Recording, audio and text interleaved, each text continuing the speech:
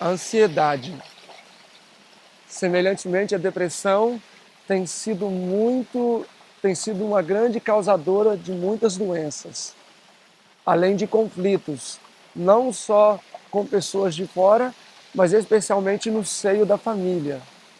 Porque a ansiedade é um fator externo que gera um fator interno. E ela comumente tem a sua causa em preocupações as quais muitas vezes fogem ao nosso controle.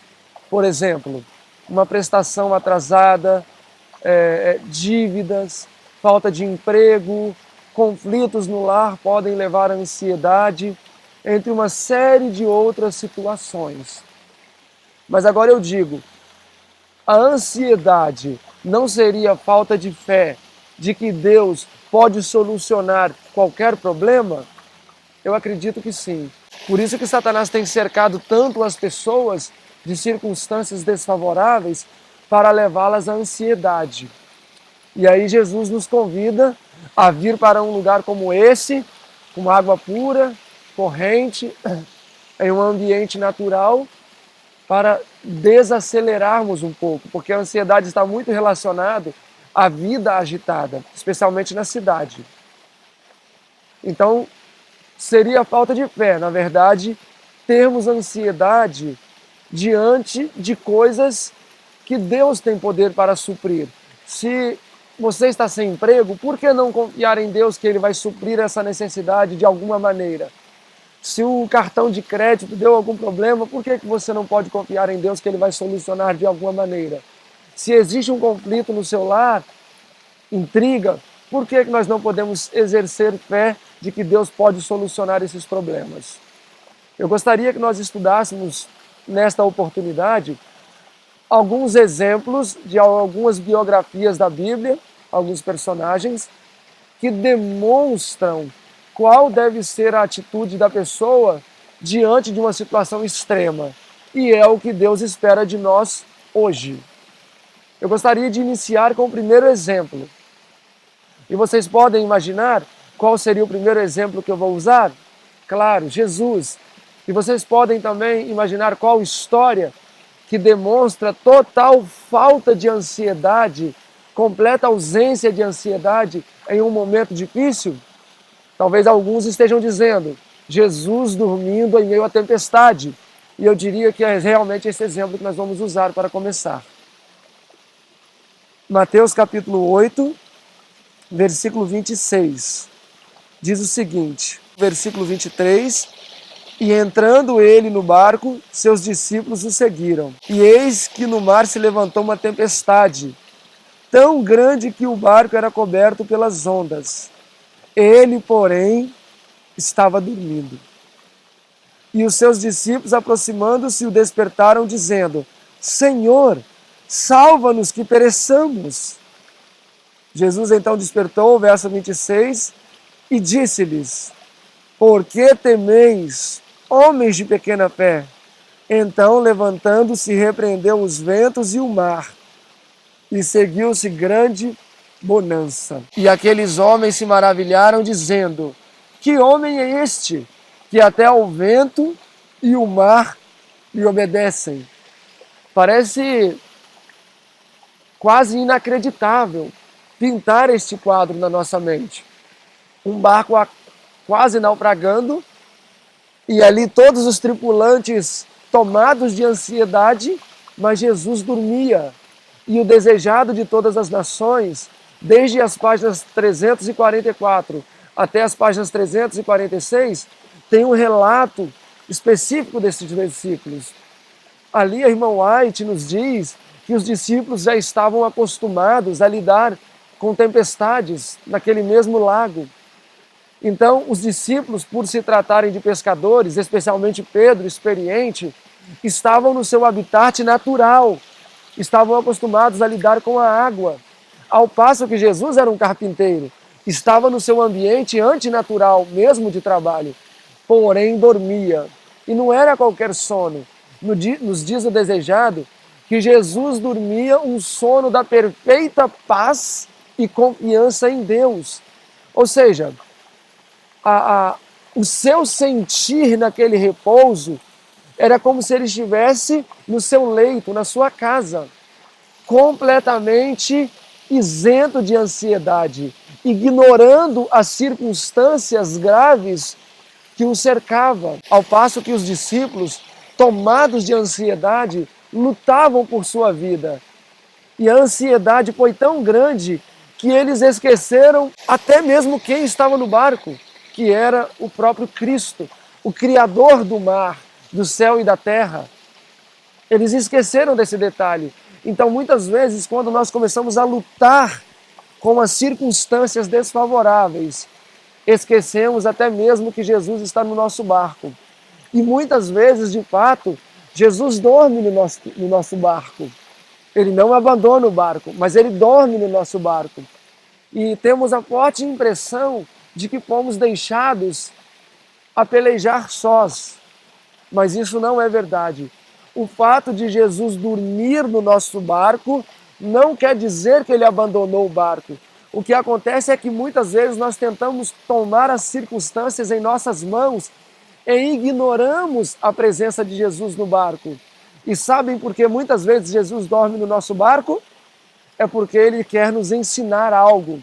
Ele quer nos ensinar que quando as coisas fogem ao nosso controle, a melhor coisa a fazer é descansarmos em Deus.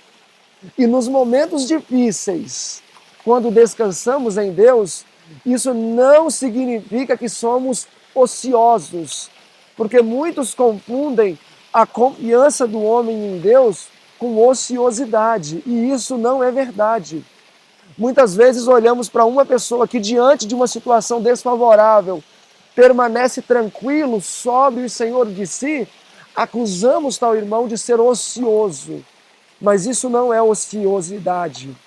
A ociosidade é algo totalmente diferente, é a indolência, é a nossa atitude de preguiça diante de uma necessidade, que não tem nada a ver com a nossa atitude de fé diante da circunstância difícil da vida.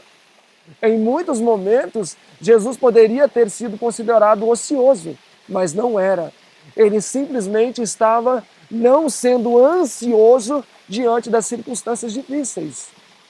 E naquela noite, quando Jesus dormiu no barco dos discípulos, ele queria ensinar uma lição para a humanidade, não só para os discípulos, especialmente para Pedro, que estava muito acostumado a tomar as coisas nas suas mãos, mas ele queria ensinar para todas as gerações que viriam depois dele que nos momentos difíceis nós devemos descansar. Quando as coisas fogem ao nosso controle, a melhor coisa é repousar, pois é no extremo dos homens que Deus trabalha. Imaginem só Daniel, quando foi levado à cova dos leões. Ele demonstrou total confiança em Deus. Nada de ansiedade. Não se exasperou, não se exacerbou, mas permaneceu calmo e senhor de si, mesmo quando era colocado dentro da cova dos leões. Isso Jesus quer nos ensinar, especialmente nos últimos dias em que vivemos, que diante das circunstâncias difíceis, devemos nos manter calmos em Deus. Sabem quem aprendeu uma maravilhosa lição naquela noite? Pedro. Porque cerca de 20 anos mais tarde, ele viria a ser encontrado em circunstâncias totalmente adversas às que ele estava acostumado. Olhem aí comigo Atos capítulo 12. E eu acredito que vocês já devem saber qual história nós vamos fazer referência. Atos 12. Aqui nós estamos cerca de 20 anos à frente do dia em que Jesus dormiu no barco para ensinar especialmente a Pedro. Pedro, eu sei que você é impetuoso e está acostumado a tomar as coisas nas suas mãos, mas quando as coisas fugirem ao seu controle, aprenda a lição. Descanse no Pai, porque Ele não nos deixará órfãos e por mais que Ele esteja dormindo no barco da nossa vida, Ele não nos abandona. Aqui no capítulo 12 de Atos, nós estamos no ano 44, depois de Cristo. Alguns anos após a morte de Jesus, 10 anos após o fechamento da porta da graça para os judeus. O evangelho aqui já estava indo ao mundo. E temos aqui um dos primeiros discípulos a serem mortos, Tiago, capítulo 12, verso 2. Tiago foi decapitado. E isso agradou aos judeus. E Herodes, para continuar o seu agrado aos judeus, prendeu também um dos principais apóstolos, Pedro, o qual também seria executado. Porém, Herodes se lembrou da anterior miraculosa fuga dos discípulos, e dessa vez ele fez várias precauções. Ele prendeu Pedro em uma cela que foi lavrada dentro de uma pedra. Para chegar até o local onde Pedro estava preso, era necessário passar por 3 portões. O portão da entrada, o qual tinha soldados do lado de fora e do lado de dentro. O portão intermediário, o qual tinha soldados do lado de fora e do lado de dentro. E o portão interno, o qual também tinha soldados do lado de fora e do lado de dentro. Dentro do núcleo onde Pedro se encontrava preso, foi colocado um soldado à direita e à esquerda, os quais estavam acorrentados às mãos de Pedro, impedindo qualquer possibilidade de fuga humana. Esse relato que eu estou mencionando está em Atos dos Apóstolos, desde a página 144 até a página 148. Pedro seria executado no dia seguinte, e ele estava encarcerado em tais circunstâncias, impedindo qualquer possibilidade de fuga. Ou seja, humanamente falando, era impossível alguém fugir dali. Então chegamos no extremo da vida de Pedro. Não tinha o que fazer. Naquele momento, a sua habilidade como pescador não serviria para nada, ou qualquer outra habilidade que ele pudesse ter, não lhe era preciosa nesse momento. Ele estava em circunstâncias onde só uma coisa ele podia fazer. Qual? A que Jesus fez aquela noite no barco: dormir. Ele sabia que seria executado no dia seguinte, seria decapitado. E qual foi a sua atitude na noite anterior? Olhem aí comigo. Capítulo 12, no versículo 6.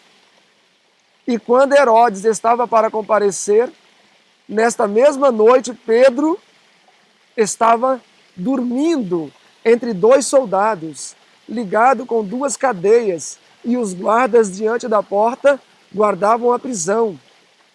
Dormindo, numa situação dessa, você dormiria sabendo que no dia seguinte você seria decapitado?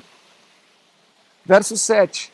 E eis que sobreveio o anjo do Senhor, e resplandeceu uma luz na prisão, e tocando a Pedro no lado, despertou, dizendo: Pedro, levanta-te depressa. E caíram-lhe das mãos as cadeias. O livro Atos dos Apóstolos, relatando ainda esta parte das Escrituras, diz que quando o anjo apareceu na cela, uma luz muito forte inundou o lugar. E esta luz não despertou Pedro. Pedro só conseguiu acordar daquele sono profundo quando o anjo tocou nele. Ele teve que tocar: Pedro, Pedro, acorda, acorda, Pedro. Será que ele estava dormindo profundamente? Obviamente que sim. A irmã White diz que ele dormiu o sono da perfeita confiança em Deus, um sono infantil. Será que nós entendemos isso? Como pode um homem que sabia que iria ser decapitado no dia seguinte, uma morte brutal, humilhante, estaria dormindo na noite anterior? Um sono tão profundo a ponto de não acordar. Ele estava totalmente livre da ansiedade. A perplexidade das circunstâncias desfavoráveis não causaram nenhum pingo de temor em Pedro. Ele repousava, como uma criança repousa no seu bercinho, tendo a certeza que os seus pais estão ali para lhe dar qualquer apoio. Este sono Deus quer nos ensinar a ter, porque haverá um dia em que não só eu, nem você, mas nossos filhos, nossas esposas, talvez serão levadas também para testemunhar da sua fé. E aí nós precisaremos permanecer isentos da ansiedade. Ou nós mesmos, talvez, vamos nos encontrar em circunstâncias similares à de Pedro, presos, recludidos, esperando uma execução brutal no dia seguinte.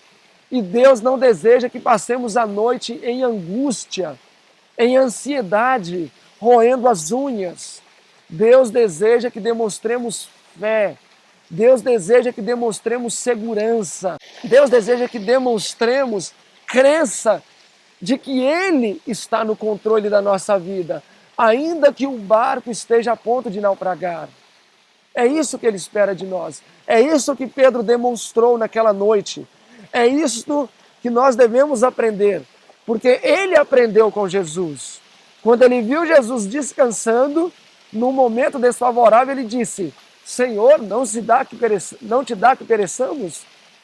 Mas 20 anos mais tarde ele veio a entender a lição de Jesus. Quando não há nada que possamos fazer, a melhor coisa é dormir. Outro personagem que me vem à memória é João Hans. Com certeza vocês conhecem. Está registrado em Grande Conflito na página 107. João Hans também seria decapitado no dia seguinte. E ali naquela página do Grande Conflito, lá nos últimos parágrafos, a irmã White diz que ele estava a escrever a um amigo. E ela diz que a paz do céu estava iluminando a sua mente, como se ele não tivesse que enfrentar uma fogueira no dia seguinte. Ele estava totalmente livre da ansiedade, livre de qualquer perplexidade. E escrevia a sua carta ao seu amigo como se ele ainda tivesse fartos anos de vida. A paz do céu inundou o seu coração. Outro exemplo de alguém que demonstrou paz em situação catastrófica foi Luís de Berquim, acusado pelos romanos de ter quebrado uma imagem. Ele foi condenado à fogueira. Essa história você pode checar em Grande Conflito, na página 218. Ele foi condenado também à morte. Ele seria estrangulado e o seu corpo cremado. E ali diz o relato que ele colocou as suas melhores roupas, o seu melhor traje, e desfilou pelas ruas de Paris. E as pessoas olhavam para aquela figura e diziam: como pode? O seu rosto reflete a paz do céu. Ele parece falar sobre coisas celestiais e eternas. E as pessoas ficavam perplexas e não conseguiam entender como um homem que se dirigia para a morte permanecia tão calmo. Às vezes, coisas tão pequenas tiram a nossa paz. Às vezes, um simples conflito, talvez um mês em que não entrou o valor que eu estimava, e eu já fico tão preocupado. As expressões faciais demonstram a minha preocupação e ansiedade. Enquanto estas pessoas e muitos outros que eram conduzidos, na verdade, com toda a sua família ao Coliseu para serem mastigados por leões, não demonstravam nenhuma expressão de ansiedade, de perplexidade, mas demonstravam tão somente confiança em Deus.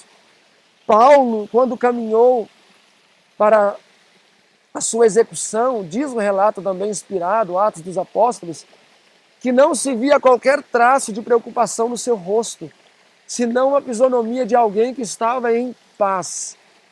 E quando a espada do carrasco desceu, removendo então a vida daquele homem de Deus, a sua última expressão, diz o relato, foi de paz, segurança e tranquilidade. Como Estevão, viam o seu rosto como o rosto de um anjo ao ser executado.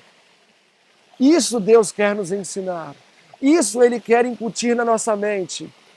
Que as pequenas coisas que nós enfrentamos no dia a dia, as pequenas dificuldades pelas quais passamos, são senão aulas que Deus nos ministra para aprendermos a descansar nele, para aprendermos a deixar a ansiedade de lado quando as coisas forem realmente mais graves. E esse dia vai chegar. Todos nós passaremos pelas covas dos leões nos últimos dias. Todos nós estaremos propensos a termos que depor da nossa fé em uma fogueira. Todos nós somos candidatos a termos a nossa cabeça removida nas aflições dos últimos dias. Todos nós. Então hoje, as dívidas, os conflitos, as frustrações, as expectativas frustradas, entre muitas outras coisas, são senão etapas preparatórias para as grandes lutas que serão travadas nos últimos dias. Por isso que Deus chama hoje: vinde e repousai, colocai sobre mim o seu fardo de perplexidade. Não andeis ansiosos, porque o seu fardo me pertence e eu cuidarei de você, para que naquele dia em que as coisas verdadeiramente fugirem ao nosso controle, estejamos em paz. Se você me permitir, eu gostaria de ler ainda a última porção de versículos. Eu julgo ser importante nesse momento. Lucas 12. Lucas 12, Jesus diz assim: não estejais apreensivos pela vossa vida, sobre o que comer, e nem pelo que vestir, porque mais é a vida do que o corpo. Considerai os corvos, eles não plantam, nem colhem, mas Deus os sustenta. Verso 25. E qual de vós, sendo ansioso, pode acrescentar um côvado à sua estatura? Pois se nem ainda podeis as coisas mínimas, por que estáis ansiosos pelas outras? Olhem, considerai os lírios do campo, como eles crescem. Eles não trabalham, nem fiam. E digo-vos que nem Salomão, com toda a sua glória, se vestiu como eles. Se Deus assim veste a erva, que hoje está no campo e amanhã é lançada no forno, quanto mais a vós, homens de pequena fé. Não pergunteis, pois, que havemos de comer ou que havemos de beber, e não andeis inquietos, porque as nações do mundo buscam todas estas coisas, mas o vosso Pai sabe que precisais delas. Então buscai antes o reino de Deus, e todas essas coisas vos serão acrescentadas. Então aquilo que mais nos traz ansiedades, na verdade, são as nossas necessidades vitais. Essa é a verdade. Comida, bebida, roupa, recurso para nos sustentar. E Jesus aqui diz em Lucas e também em Mateus 6,33, que nós devemos buscar primeiro o reino dos céus. E todas estas coisas, e no contexto todas as coisas, não é uma Ferrari, mas é comida, bebida e roupa. Todas essas coisas que são vitais nos serão acrescentadas. Então, se hoje você tem passado por alguma dificuldade, se você tem enfrentado alguma crise financeira, alguma crise no casamento, alguma crise familiar, talvez os filhos estejam se desviando do caminho da fé, talvez a esposa esteja fraca na fé, ou mesmo talvez o esposo também, falando agora as esposas, estejam débeis na fé, não andeis ansiosos, porque a ansiedade não resolve o nosso problema. É como disse Jesus aqui em Lucas, a ansiedade não nos faz crescer, não faz aumentar a nossa estatura. Então, se eu estou ansioso por causa de alguma dívida, a minha ansiedade não vai quitar aquela dívida. Só vai agregar um fardo a mais aos meus ombros, porque eu vou ter que batalhar, porque essa é a minha parte, para quitar aquela dívida, e terei que fazer isso ainda ansioso. Então, se a ansiedade bate à sua porta, faça como Jesus, descanse. Como você poderia descansar nesse momento? Você não precisa ir por um barco, você pode descansar talvez se retirando para algum lugar arborizado, aí onde você vive. Se você vive na cidade, pode ir a um parque, talvez em um horário onde as pessoas ali não estejam. Se você é privilegiado, né, como muitos são, de viver próximo a um lugar deste, retire-se para um local, né, com água corrente, passe alguns momentos ali meditando, orando, tente desviar a sua mente dos problemas. A meditação nas Escrituras e a oração tem um poder muito grande para banir a ansiedade. E é isso que Jesus nos chama nesse momento. Vinde e repousai um pouco. Se esta é a sua situação, Aceite o conselho de Jesus. Deixe os seus labores, retire-se para um lugar confortável e eu tenho certeza que ali passará de ti a tua ansiedade.